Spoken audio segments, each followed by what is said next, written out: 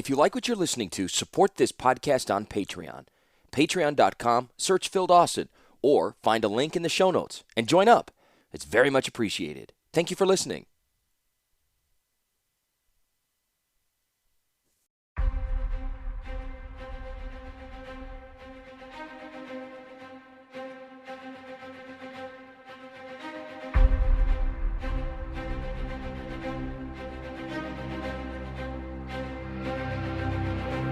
Chapter 8, Tawnos. The newcomer arrived unannounced at the Palace of Artifice in Krug, capital of Yosha. It had been a long journey from the southern coast, and he was bone-weary from his travels. Had he been sensible, he would have bedded down for a day or 10, paid for a suitably tailored gown, and then called for an official appointment through established channels. However, the newcomer was unschooled in the ways and practices of high Yoshan society and presented himself directly to the palace, his letter of introduction in the vest pocket of his traveling cloak and his gift in a satchel slung over his arm. The Palace of Artifice was a separate wing of the royal palace itself, flung off from the main buildings in an eruption of new construction. There was no one to receive the traveler at the main doors, which surprised him slightly, but there was no one to block his entry either. Indeed, there seemed to be a steady flow of clerks, librarians, and petty officials milling about, but nothing that looked like an armed guard or even a helpful guide. He stopped one of the clerks, a round, friendly-looking fellow with an armload of scrolls and vials. This individual explained that the chief artificer could be found in the orniary, a central domed workshop at the back of the palace, and that the visitor could reach it by going up the stairs toward the rear, right at the first intersection, left at the second, rightish but not too right at the star-shaped one, down one more flight, and there he would be. The clerk never asked why the tall, blond-haired man was looking for the chief artificer in the first place. The friendly clerk's instructions also left something to be desired. It took another 15 minutes, and 2 more helpful clerks, for the traveler to finally locate the orniary, which was, as promised, a large dome-shaped structure mounted on the back of the main building. The newcomer noticed that the circular roof of the building was built on a sliding pivot so that it might be unbolted and moved to one side. Within the orniary was a form of controlled madness. Along the far wall was the frame of one of the fabled ornithopters, frozen in mid-explosion. Each of the pieces was mounted separately, with inscribed lines showing what piece fit where. A group of young students stood along one side of the trundle, operated lathes, gently shaping candlewood spars. Along the other side, an ornithopter was in the midst of a construction, as another group of young people stretched canvas over the wings. In the center, standing over a huge table littered with plans, was the chief artificer. His hair was pale blonde, almost white. While shorter than the newcomer, he commanded a presence that made him seem taller. 3.4 inches to the first phalange, shouted the chief artificer to lay the workers, who dutifully pulled out their calipers and began measuring. No, he stalked over to the crew assembling the ornithopter. Place the skin over the lead grommets along with the wing first. That will allow the wing to unfurl naturally. As the newcomer watched, another clerk elbowed his way past him and handed a scroll to the chief artificer. Urza scanned the paper for a moment, shook his head, and made the clerk wait as he returned to his paper-covered work desk. He pulled out a stylus and quickly edited the message. "And tell him I need the supplies by noon tomorrow," he snapped impatiently. "No later." The clerk pushed his way past the newcomer and back into the main building. Suddenly, the visitor noticed the woman standing alongside one wall. She stood so still among the pandemonium that the traveler at first thought her a statue. She was dressed in a simple blue gown, and her lustrous dark brown hair spilled over her shoulders. Her arms were folded in front of her, and she wore an expression on her face that hinted she disapproved of the entire scene around her. "Excuse me, miss," said the newcomer. "I was wondering if—" The woman turned, and the newcomer choked on his words as he recognized the full lips, the dark, fiery eyes, and the fine lines of her face. At once he realized whom he was addressing, and he managed to gargle, "Your Majesty, forgive me." He was well on his way to the floor. His knee had just touched the hardwood when a soft hand touched his shoulder. "Arise, young man," said Caleb bin Krug, Princess of Yosha, and wife of the chief artificer. When he looked up, she was smiling slightly, as if his manner amused her. He felt the blood rush to his face. I'm sorry," he said. "I had no idea who you were." "We don't stand on much ceremony here in the lair of the chief artificer," returned the princess. Out on the main floor of the dome, Urza was bellowing at the lathe workers. I said 3.4, not 3.2. I need a tolerance no more than 0.2 for these struts.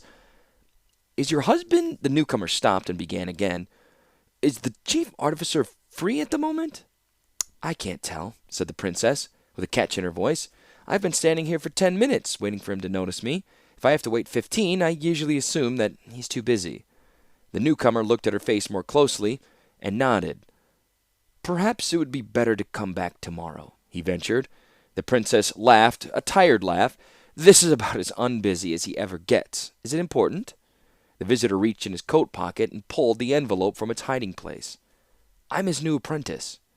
Kayla opened the letter and scanned it quickly. The newcomer held his breath as she did so, fearful she might find some impropriety within the letter of introduction that would prevent him from even talking to the mighty Urza. A toy maker, she said at last. From Jorlin, on the coast, said the young man quickly. She nodded. We summered there when I was a girl. Got too hot even for Krug. Well, said the traveler, I've been making toys there for the past few years, full journeyman and everything. People thought my work was fairly impressive, and they suggested that I apply to be one of his apprentices. He let the statement trail off with an embarrassed shrug. It had sounded so logical back in Jorlin, much more logical than it did now, explaining it to the most powerful and beautiful woman in Krug. I see, the princess said, and that amused look returned to her face. His apprentice. One of them, anyway, said the traveler. Please, said the princess. All these are not apprentices. They're drones, toiling around the king bee that is Urza. Assistants, students, extra sets of hands, that's all. Apprentices have higher demands put on them than this lot. They usually don't last more than a month at the outside. He's a hard man to keep pace with and very demanding man to work for. As if to prove her point, Urza let out another shout. I said I needed 0.2 tolerance here. Lathe number 1, are you using some number system I'm not familiar with? There was laughter among the younger lathe workers as one blushing youth returned to his machine. Perhaps I should come back later, repeated the newcomer. No time like the present, Kayla responded. He'll be just as bad tomorrow, and I won't be here to help. Urza! Husband, a moment, please. The chief artificer responded to his wife's call by holding up a single hand. With the other hand, he held a stylus, checking a long column of figures. He did not look up. Of all the... muttered the princess, several decidedly unregal lines appearing on her forehead. I swear, he spends every living moment working until he's exhausted. Then he wakes up in the morning feeling he's fallen 6 hours behind schedule because of sleep. Urza! The hand stayed up as if to show he was listening, waved back and forth a little. Perhaps this will help, said the visitor, reaching into his satchel and pulling out his gift. What he produced looked like nothing more than an inanimate hunk of rope and chain. He flicked a switch at one end of the chain, and it suddenly stiffened and struck forward. It was a snake, suddenly come to life in his hands. Kayla jumped at the transformation. The snake leapt across the open space as if on invisible wings, landing among the papers littering Urza's table. It burrowed among them, emerging directly beneath the chief artificer's notepad. It raised its head, rattled its tail, and rasped a hiss warning at the Argivian scholar. The entire orrery went dead silent. The lathe stopped. The students wrestling with the wing tarps froze, and Urza paused, stylus in hand, regarding the snake's fang-filled mouth. Then he leaned forward and tapped the snake's snout with the stylus. It rang out with a hollow sound, and the serpent immediately curled into a small coil. The chief artificer looked up, a broad smile on his face. Who did this? The newcomer blushed. That would be me. Kayla stepped forward with the letter of introduction. This is Tanos, a toy maker from Jorlin. He wants to become your apprentice. Urza did not let her finish, but took the letter from her hand. Toy maker? And that is one of yours? One of them, replied Tanos. Why wood? Asked Urza. Metal would be a lot more long-lasting. Wood's lighter, answered the young man, and yarrow wood produces a more natural sound for the snake when it moves. Metal versions tend to clatter. So you tried it, said Urza, his eyebrow raised. Good. That's very good. Spring-driven, I suppose. Clock mechanism, said Tanos. I was told you work as a clockmaker.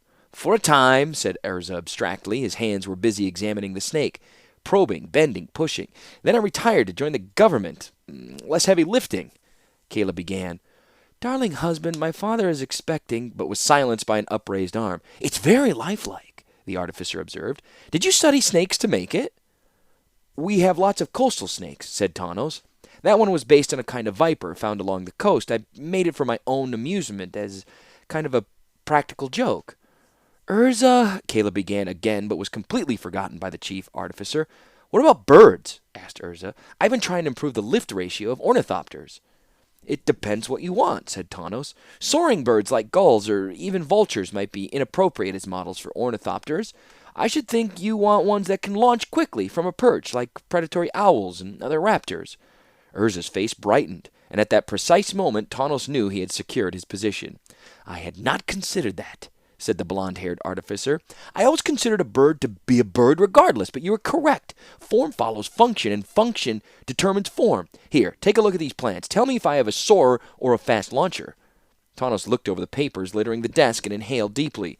There were all manner of ornithopter plans, showing different wing configurations and positions. Some of the machines resembled things he had seen in nature, while some looked as if they would never fly under any circumstances. Suddenly, he remembered the princess who was trying to get 2 words in edgewise as he and Urza talked. But when he looked up from the plans, she was gone, and Urza was shouting at the lathe worker again for greater precision. The princess's heels were shod with metal and always sent a message as she moved across the palace's polished marble floors. Sometimes it was a leisurely tapping, reassuring the staff that Her Majesty was thinking as she walked. Sometimes it was a slow, methodical clack, which usually meant she was walking with someone else, usually some official from the hinterland who was getting a local tour. And occasionally it was a skipping staccato produced by her run, much less common now than in times before she was married. The message being tapped out at the moment was a warning. She had just been to see her husband, the Argivian artificer, and was not happy with the results. The stern rapping of metal on stone was enough to send most hardened courtiers fleeing in terror, and to cause even the most experienced servants to reverse their directions and quietly back up the way they came. As a result, Kayla had empty halls and full thoughts as she stalked along the way leading to the drawing room. She fumed as she walked. He was busy. He was always busy. Given sufficient resources, he would devote all his time to his projects. The ornithopters, the metal statues, the great plodding beasts that had suddenly appeared one morning in the rose garden. He would work until exhausted, and he would work everyone around him to the same state. If she did not send a guard for him, he would sleep in that ornery of his. Sometimes she did let him sleep there, but that did not slow him down. Of course, her husband was not the only guilty party here, she realized. Her dear father was just as much of a cause of her husband's neglect.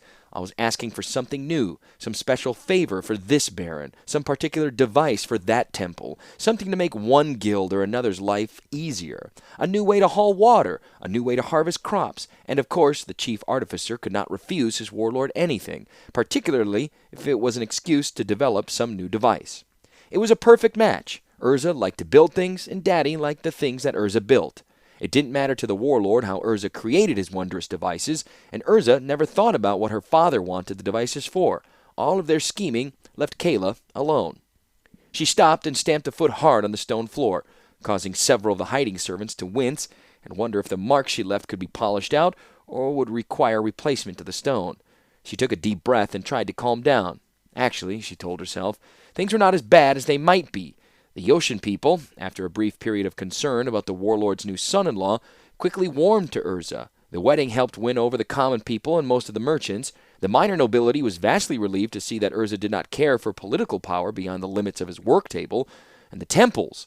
Well, the temples were a small problem at first. Despite their supposed enthusiasm at the wedding itself, Argivians were nastily irreligious, and the devotion of various gods, real and otherwise, was a major political consideration in Krug.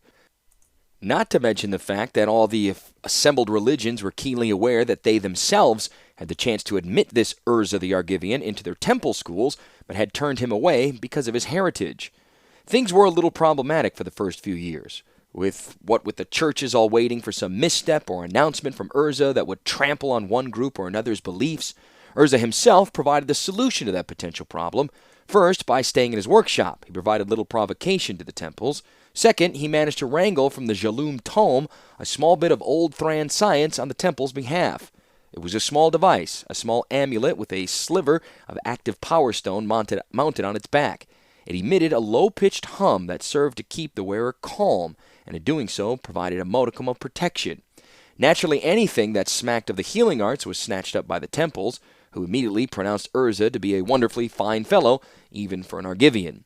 So the temples were happy, the merchants were happy when more people flocked to Krug, hearing of their magical amulets, and the common folk were made happy by merchants hiring more help, and by the ornithopters that were now seen flittering among the towers, attracting still more people to Yosha.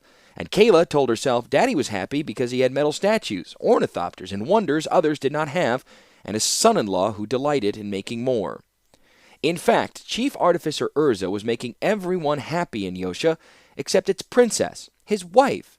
To make matters worse, Daddy had mentioned to her that he did not have a grandson yet, an heir to carry on the title. Was it her fault that the warlord kept her husband continually occupied with other matters? Kayla knew there were other options for intimate companionship, of course, but she had always found them distasteful.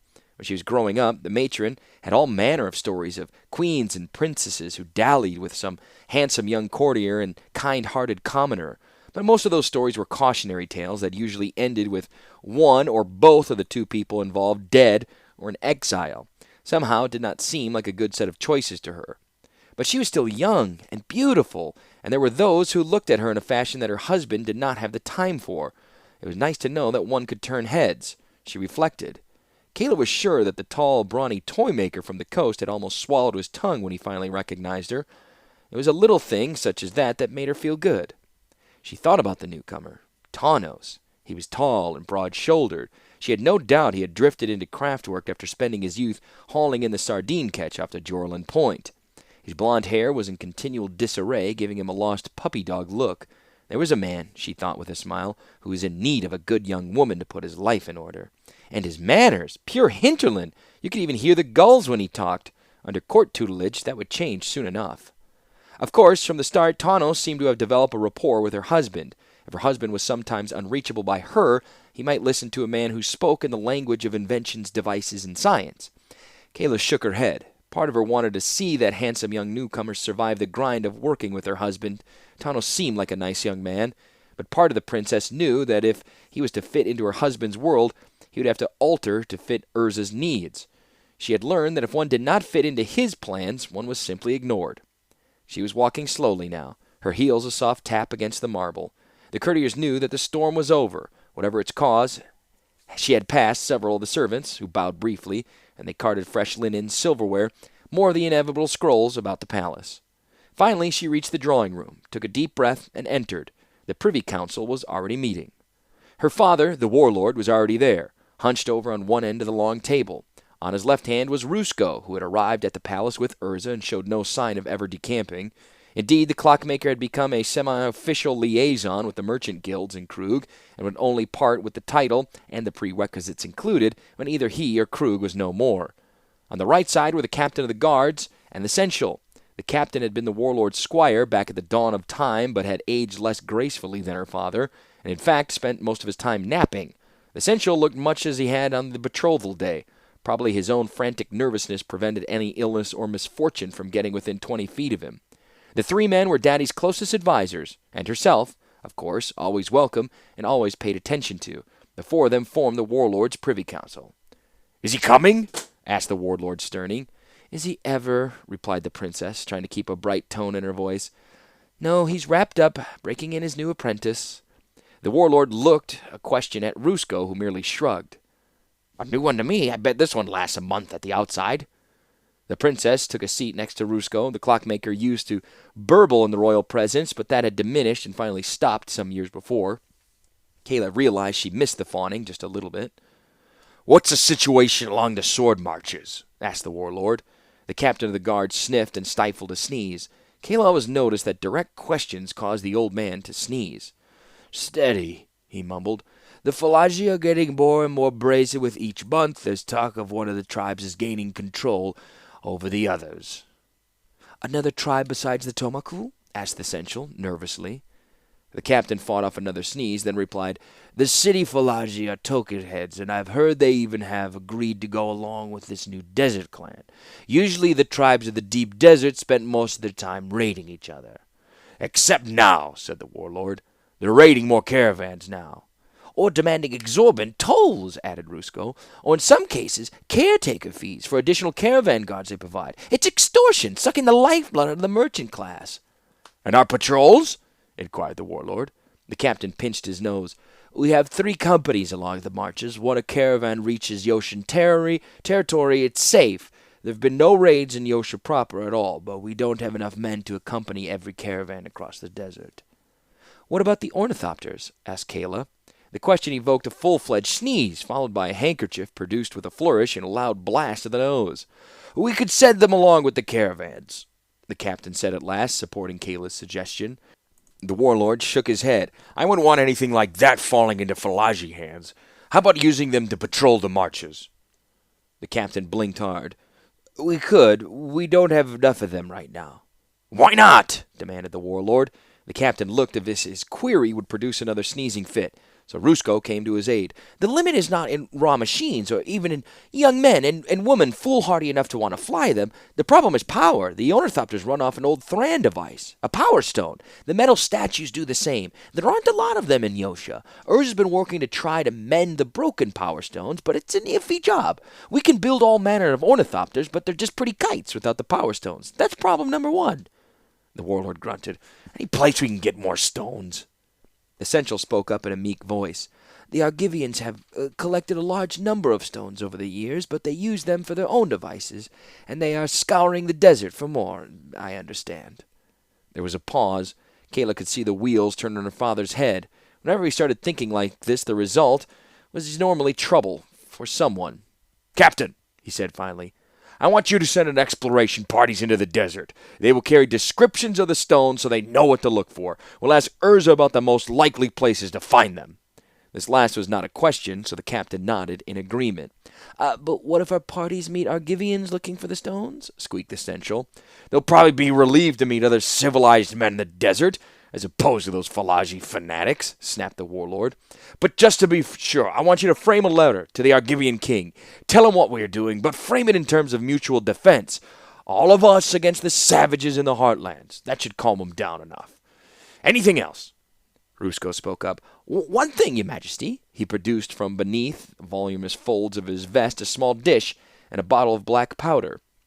With the Chief Artificer's successes, you've decreed what we keep our eyes open for other devices, either in old books or the marketplace that could be used by Krug to better protect itself. I think I have something that may be useful. The former clockmaker laid the dish onto the table. Into it he poured a small amount of black powder. The powder was crystallized into small spheres and reminded Kayla of shriveled peas. Rusko then rose and lit a taper from a nearby oil lamp. He touched the lit taper to the crystals, and they popped and burned brightly, setting up a cloud of noxious smoke that hung over the table. There was too much for the old captain of the guard, who already had his kerchief over his face. The Central looked as if he was about to bolt for the door. The warlord waved a hand through the cloud. Goblin powder, he grumbled. What of it? Goblin powder, agreed Rusko, also called dwarven fireblack or black dust or burning bright. It's a chemical concoction that the goblins and dwarves of the north use. And usually blow themselves up in the process, commented the warlord. Kayla leaned away from the table in search of clean air. Because it is volatile, tricky, temperamental, replied Rusko. It's hard to use because you have to be close to it in order to light it. And if you're too close when the fuse burns down, you get blown up. It is used in small amounts for children's poppers and other noisemakers, the Central ventured, but it has no practical use. Ah, said Rusko, holding a hand up. What if you could set a fuse and throw the powder at an enemy before it explodes? Or better yet, if you could fit the container with a flint and it causes a spark when it strikes the earth. Sounds temperamental as ever, said the warlord. You have to drop it from a great height to create such a spark. If you drop it from a wall, you blow up your support in the process. Rusko nodded. And if you drop it from, say, ornithopter? There was silence around the table.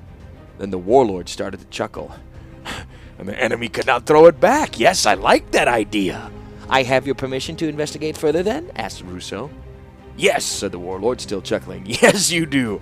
Oh, don't tell Urza about it. At least not yet. If he can't show up for meetings, it serves him right. The Central sniffed. At least it will show him the others have good ideas. Agreed, said the warlord, slapping the tabletop with his hand. Then we're adjourned. We have a lot to do. We should get to it. But by that time, Kayla was already halfway to the door, seeking to escape the stench of burning powder, her heels clicking rapidly against the stone.